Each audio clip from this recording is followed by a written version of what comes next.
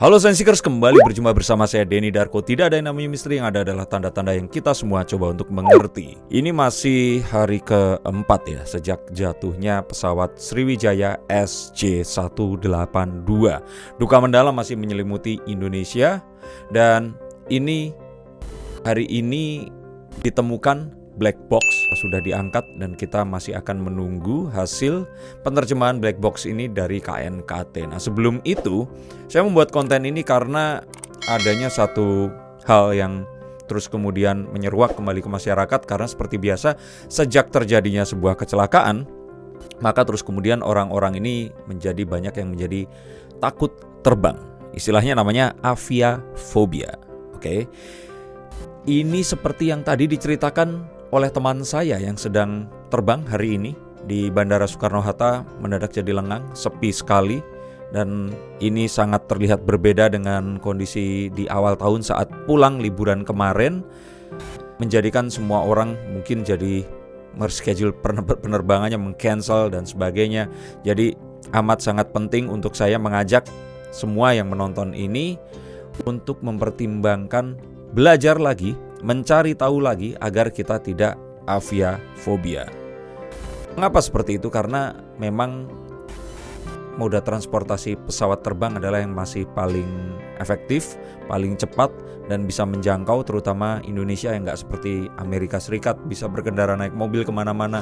Kalau harus naik kapal laut dan menuju ke dermaganya juga nggak di semua kota itu ada, akan pasti sangat menyulitkan, terutama yang butuh efektivitas tinggi. Ini adalah kartu-kartu agar kita tetap berani mempertimbangkan untuk tidak aviafobia. Oke, ada banyak hal, karena berkembang banyak sekali ketakutan, jangan-jangan ini kecelakaannya karena pesawatnya tua, tidak di maintenance dengan baik. Sampai ada satu pendapat jangan-jangan ini disabotase. Apakah memang benar ada kemungkinan disabotase? Tentu saja ada.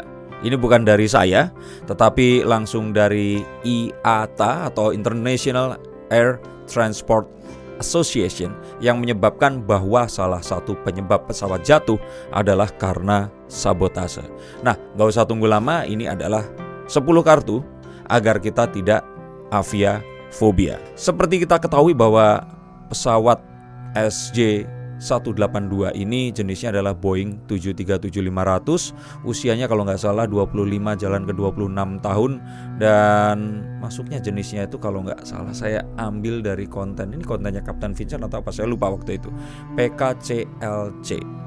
Nah, ini bertolak itu pada jam 13.25 seharusnya, terus kemudian mengalami delay karena cuaca, mengudara pada 14.36 dan kontak terakhir terjadi di pukul 14.37. Kontak itu akhirnya artinya pembicaraan terakhir.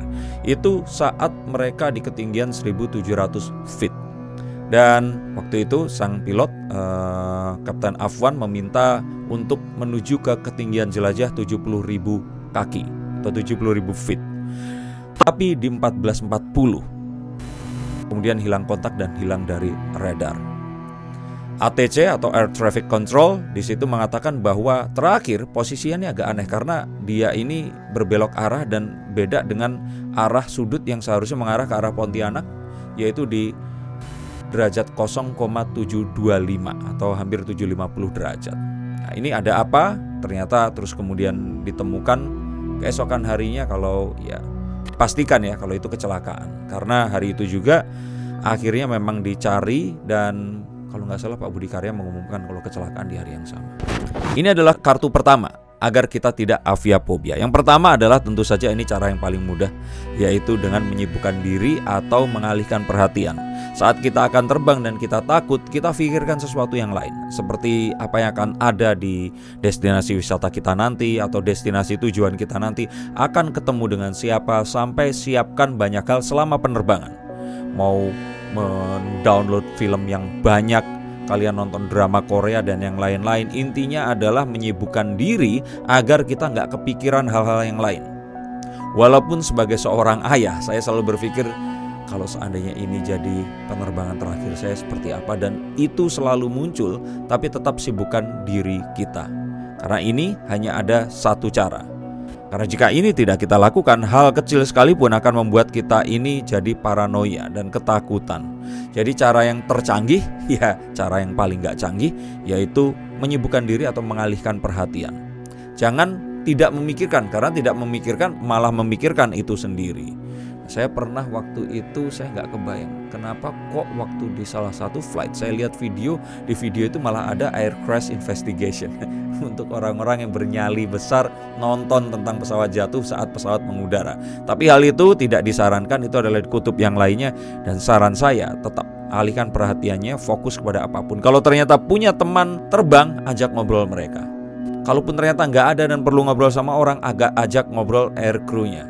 Dan ini adalah salah satu cara yang paling ampuh yang juga disarankan oleh para pilot senior dan orang-orang yang memang terbiasa terbang. Nah, berikutnya yang paling penting di sini adalah kita harus tahu dan tidak tertipu oleh sesuatu yang menipu pikiran kita, seperti jangan-jangan kalau kita naik pesawat kita ini nggak in control. Karena kita di dalam satu tabung kecil nggak bisa ngapa-ngapain, kalau ada apa-apa nggak bisa lari. Beda mungkin dengan naik mobil. Mereka berpikir dengan mobil ada apa-apa buka pintu lompat kayak James Bond, terus kemudian akan selamat. Saya punya teman yang takut sekali terbang dan berpikiran seperti itu. Dibilang betul, ya tetap salah. Karena sebenarnya apa yang terjadi? Yang saya pikir di sini kita harus tahu bahwa kita harus mempercayai everything by numbers. Nah, IATA atau International Air Transport Association mengatakan bahwa jumlah kecelakaan pesawat ini adalah 1 berbanding 2,86 juta penerbangan. Jadi setelah 2.860.000 penerbangan baru ada 1 kecelakaan. Dan 1 ini termasuk di dalamnya Sriwijaya ini tadi. Nah, artinya ini lebih berbahaya dibandingkan kita naik roda 4, yang mana rasio kecelakaannya adalah 1:5.000. Kebayangkan? Bedanya jauh banget. Artinya naik pesawat jauh lebih aman. So dengan kita tahu ini, kita tahu fakta, kita tidak akan takut saat kita akan terbang nanti. Nah, selain itu juga Flight Deck Fat ini mengatakan bahwa resiko dan sebagainya itu bisa dikalkulasi. Tapi yang paling penting di sini kita harus tahu bahwa saat yang paling penting dalam penerbangan, kenapa saya harus sebutkan di sini adalah karena ini tidak hanya pilot dan flight cabin crew saja yang bisa ikut menjaga ini, tapi kita pun harus turut serta menjaga 11 menit paling penting dalam penerbangan. Ini disebut sebagai critical 11. Nah, 11 menit paling kritis. 11 menitnya juga nggak 11 menit utuh karena dibagi 3 menit setelah terbang dan 8 menit sebelum mendarat. Ini dibagi seperti itu karena apa? 3 menit setelah mengudara, ini adalah saat paling penting, saat pesawat ini harus menjaga posisi stabil dan menentukan cruise controlnya ini nanti di mana. Nah, 8 menit sebelum mendarat itu menentukan bagaimana mengurangi kecepatan dan mengarah ke landasan yang tepat ini bagaimana. Nah, kalau kita tidak taat dan turut untuk menjaga itu tadi, ditakutkan malah akan terjadi sesuatu yang berbahaya. Jadi makanya di saat seperti ini kita harus menuruti. Kalau nggak boleh ke kamar mandi, ya nggak boleh ke kamar mandi. Mau kebelet ya harus ditahan. Apapun itu benar-benar harus harus benar-benar ditunda dulu, karena bahkan cabin crew pun itu tidak boleh masuk ke dalam kokpit di 11 menit ini kecuali sangat-sangat emergency. Sehingga memang komunikasi antara pilot atau cockpit crew dan cabin crew ini benar-benar diputus dan hanya lewat phone saja. Bahkan phone pun juga tidak diperbolehkan seharusnya kecuali memang dalam kondisi yang mendesak. Nah, apa yang harus kita lakukan sebagai penumpang? Ya taat aja. Udah duduk manis, jangan banyak request atau kecuali ya memang ternyata terjadi sesuatu seperti ada yang sakit jantung atau terus kemudian terjadi satu hal yang memang harus kita laporkan. Ini yang harus kita waspadai.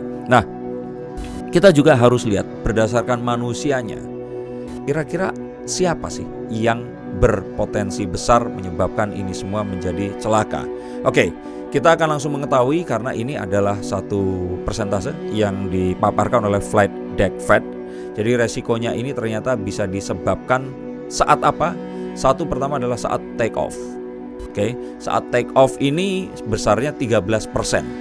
Jadi 13% kecelakaan disebabkan karena saat take off terjadi sesuatu yang malfunction.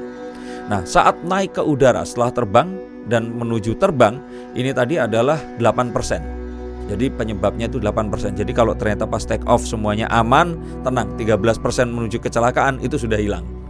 Masih sisa sekitar 87% untuk kecelakaan. No, I'm kidding. Karena apa? Karena masih ada lagi naik ke udara, ini 8%. Terus kemudian saat mengudara, nah ini 27%.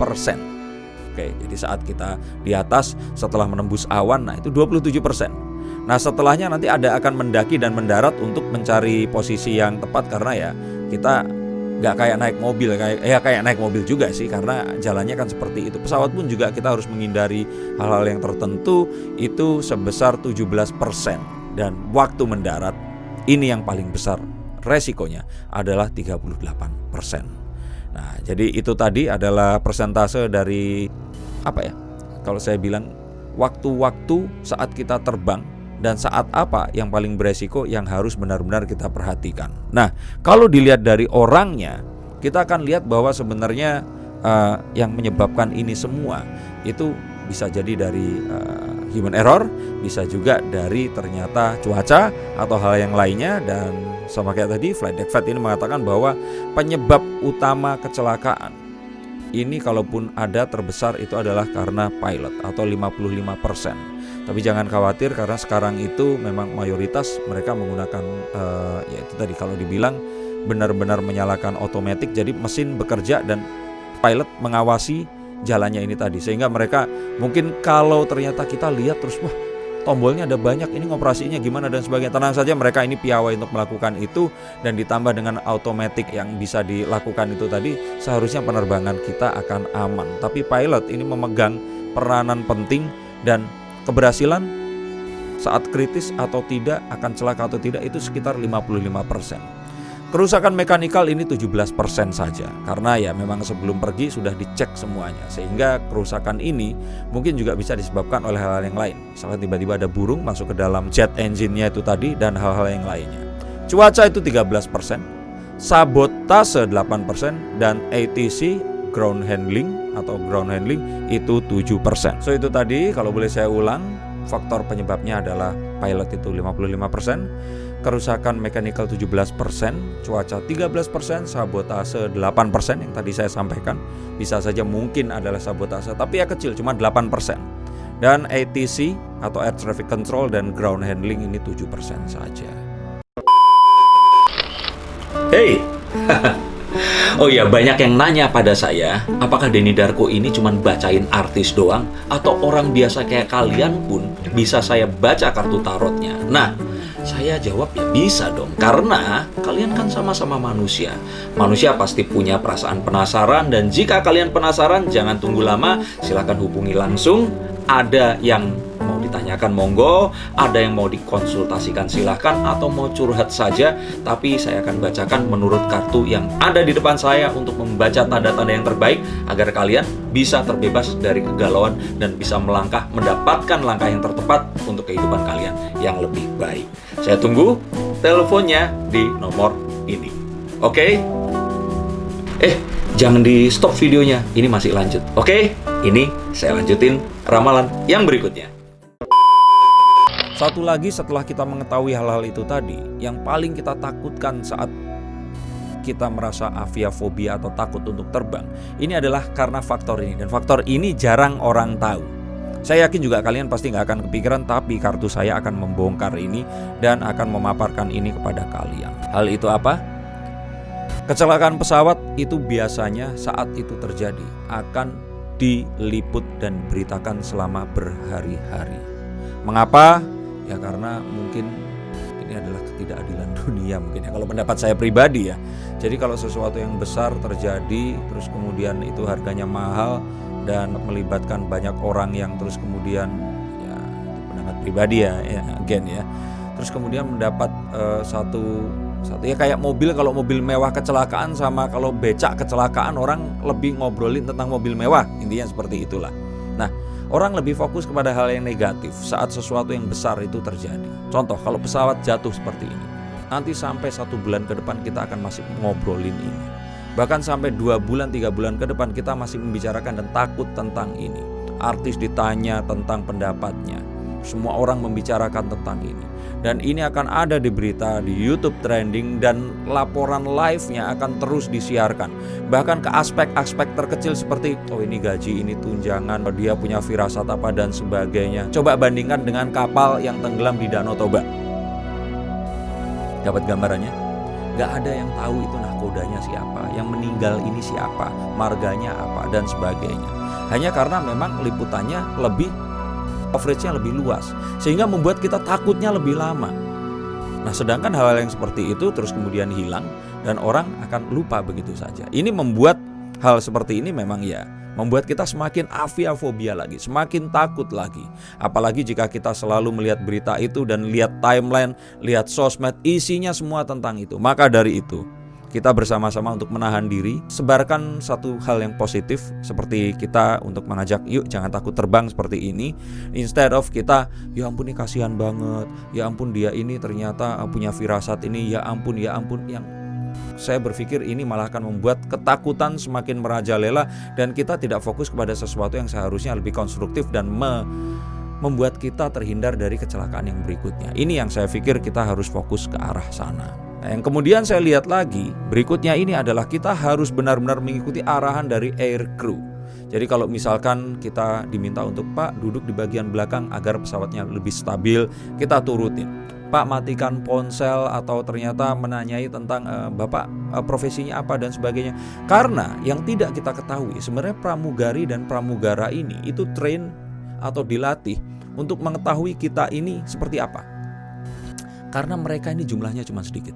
Saat terjadi sebuah kecelakaan, diperlukan tindakan yang cepat dan meminta bantuan kepada orang-orang. Nah, mereka akan memapping, dilihat dari wajahnya, dilihat dari gerak-geriknya, dilihat dari posturnya, mana yang memungkinkan untuk mereka mintai tolong.